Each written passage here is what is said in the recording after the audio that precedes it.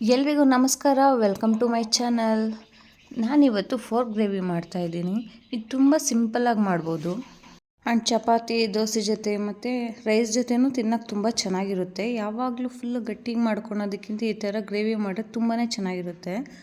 First ನಾನು ಯಾವ ಥರ ಮಾಡ್ಕೊಂಡು ಹೇಗೆ ಅಂತ ಹೇಳ್ತಾ ಹೋಗ್ತೀನಿ, ಬನ್ನಿ ಏನೇನು ಐಟಮ್ಸ್ ಬೇಕು ಅಂತ. ಬಟ್ ತುಂಬಾ ಈಸಿ ರೆಸಿಪಿ ಇದು ಮಾಡೋದು.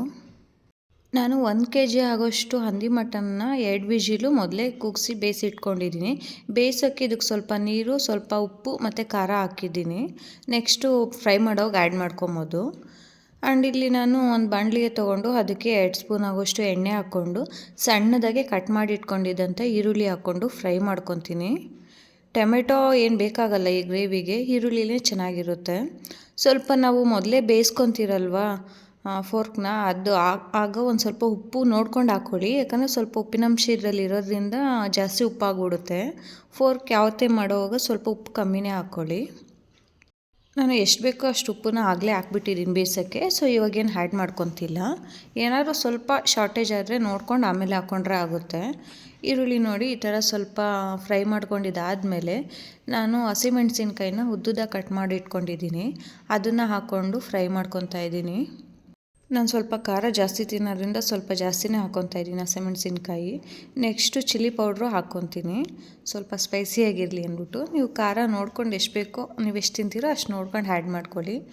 ಈರುಳ್ಳಿ ಮತ್ತು ಹಸಿಮೆಣ್ಸಿನ್ಕಾಯಿನ ಈ ಥರ ಫ್ರೈ ಮಾಡ್ಕೊಬೇಕಾಗುತ್ತೆ. ಸ್ವಲ್ಪ ಅದು ಈರುಳ್ಳಿ ಎಣ್ಣೆ ಬಿಟ್ಕೊಳೋವರೆಗೂ ಫ್ರೈ ಮಾಡ್ಕೊಬೇಕು. ಯಾವಾಗಲೂ ಸಾಂಬಾರು ಮಾಡೋ ಬದಲು ಈ ಥರ ಗ್ರೇವಿನೂ ಮಾಡ್ಕೊಬಿಡ್ಬೋದು. ಮಕ್ಕಳೆಲ್ಲ ತುಂಬ ಅಂದರೆ ಸಾಂಬಾರು ತಿನ್ನೋಕ್ಕೆ ಸ್ವಲ್ಪ ಇದು ಮಾಡ್ತಾರಲ್ಲ, ಅಂಥವ್ರಿಗೆಲ್ಲ ಈ ಥರ ಮಾಡಿಕೊಟ್ರೆ ತುಂಬಾ ಇಷ್ಟಪಟ್ಟು ತಿಂತಾರೆ. ಟೇಸ್ಟ್ ತುಂಬಾ ಚೆನ್ನಾಗಿರುತ್ತೆ. ಸೊ ಅದರಿಂದ ನಾನಂತೂ ಸಾಂಬಾರು ತಿನ್ನೋದೇ ರೇರು, ತಿನ್ನೋದೇ ಇಲ್ಲ ಬಿಡಿ. ಹಂಗೆ ನೋಡಿದ್ರೆ ಈ ಥರ ಗ್ರೇವಿ ಮಾಡಿಕೊಂಡೇ ತಿನ್ನೋದು ಯಾವಾಗಲೂ.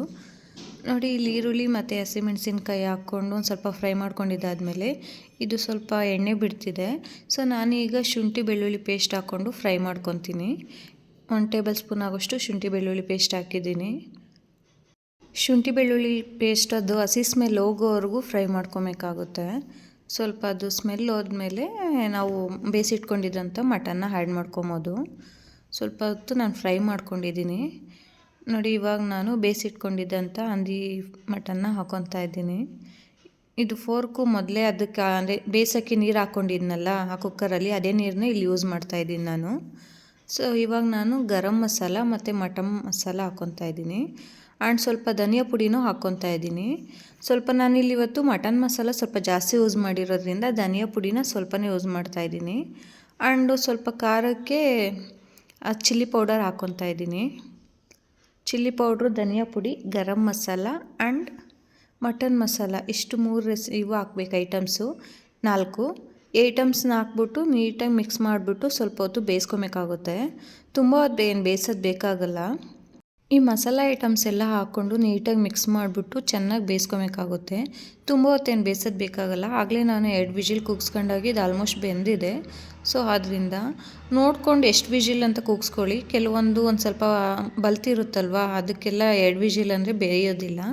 ಸೊ ಮಟನ್ ಯಾವ ಥರ ಇರುತ್ತೋ ಅದ್ರ ಮೇಲೆ ನೀವು ಕೂಗಿಸ್ಕೊಬೋದು. ನೋಡಿ ಇವಾಗ ಮಸಾಲೆ ಎಲ್ಲ ಚೆನ್ನಾಗಿ ಹಿಡ್ಕೊಂಡಿದೆ. ಸೊ ಈಗ ಕುದೀತಿದೆ. ತುಂಬ ಟೇಸ್ಟ್ ಸಕ್ಕತ್ತಾಗಿರುತ್ತೆ. ಸಿಂಪಲ್ ಆದ್ರೂ ಮಾಡೋದು ತುಂಬ ಚೆನ್ನಾಗಿರುತ್ತೆ. ನೋಡಿ ಇದು ಆಲ್ಮೋಸ್ಟ್ ಬೆಂದಿದೆ. ಸೊ ನಾನು ಈಗ ಸ್ವಲ್ಪ ಪುದೀನ ಸೊಪ್ಪು ಕಟ್ ಮಾಡಿ ಹಾಕ್ಕೊತಾ ಇದ್ದೀನಿ. ಬೇಕು ಅಂದರೆ ನೀವು ಕೊತ್ತಂಬರಿ ಸೊಪ್ಪನ್ನು ಹಾಕ್ಕೊಬೋದು. ನಾನು ಕೊತ್ತಂಬರಿ ಸೊಪ್ಪೇನು ಹಾಕ್ತಿಲ್ಲ, ಬರೀ ಪುದೀನ ಸೊಪ್ಪು ಕಟ್ ಮಾಡಿ ಹಾಕ್ಕೊಂಡಿದ್ದೀನಿ. ತುಂಬ ಚೆನ್ನಾಗಿರುತ್ತೆ ಟೇಸ್ಟು. ಆ್ಯಂಡ್ ಚಪಾತಿ, ದೋಸೆ ಜೊತೆ, ರೈಸ್ ಜೊತೆ, ಕೆಲವೊಂದು ಸಲ ಬೇಕು ಅಂದರೆ ಮುದ್ದೆ ಜೊತೆನೂ ತಿನ್ಕೊಬೋದು. ತುಂಬ ಚೆನ್ನಾಗಿ ಬಂದಿರುತ್ತೆ. ಟೇಸ್ಟು ಸಖತ್ತಾಗಿರುತ್ತೆ. ಈಸಿಯಾಗಿ ಮಾಡ್ಬೋದು ಆ್ಯಂಡ್ ಬೇಗ ಮಾಡ್ಬೋದಲ್ವಾ. ಸೊ ಆರಾಮಾಗಿ ಟ್ರೈ ಮಾಡ್ಕೊಬೋದು ನಾವು. ನಮ್ಮ ಹತ್ರ ಜಾಸ್ತಿ ಟೈಮಿಲ್ಲ ಅಡುಗೆ ಮಾಡೋಕ್ಕೆ ಅಂದಾಗ ಮಟನ್ ಮಾಡಬೇಕು ಅಂದರೆ ಈ ಥರ ಫೋರ್ಕು ಗ್ರೇವಿನ ಮಾಡ್ಕೊಬೋದು. ಆಲ್ಮೋಸ್ಟ್ ರೆಡಿ ಆಗಿದೆ ನೋಡಿ. ಇವತ್ತಿನ ನನ್ನ ರೆಸಿಪಿ ನಿಮ್ಗೆ ಇಷ್ಟ ಆಯಿತು ಅಂದ್ಕೊಂಡಿದ್ದೀನಿ. ಇನ್ನು ಯಾರೆಲ್ಲ ನನ್ನ ಚಾನಲ್ನ ಸಬ್ಸ್ಕ್ರೈಬ್ ಮಾಡಿಲ್ಲೋ ಸಬ್ಸ್ಕ್ರೈಬ್ ಮಾಡಿ, ಶೇರ್ ಮಾಡಿ, ಸಪೋರ್ಟ್ ಮಾಡ್ತೀರಿ. ಮತ್ತೆ ನೆಕ್ಸ್ಟ್ ಮುಂದಿನ ವಿಡಿಯೋಲಿ ಸಿಗೋಣ. ಥ್ಯಾಂಕ್ ಯು, ಧನ್ಯವಾದಗಳು. ಹೀಗೆ ಸಪೋರ್ಟ್ ಮಾಡ್ತಾಯಿರಿ. ಈ ರೆಸಿಪಿನ ನಿಮ್ಮ ಫ್ರೆಂಡ್ ಜೊತೆನೂ ಶೇರ್ ಮಾಡಿ ಆ್ಯಂಡ್ ನೀವು ಟ್ರೈ ಮಾಡಿ ಹೇಗೆ ಬಂದಿತ್ತು ಅಂತ ನನಗೆ ತಿಳಿಸ್ಕೊಡಿ. Thank you.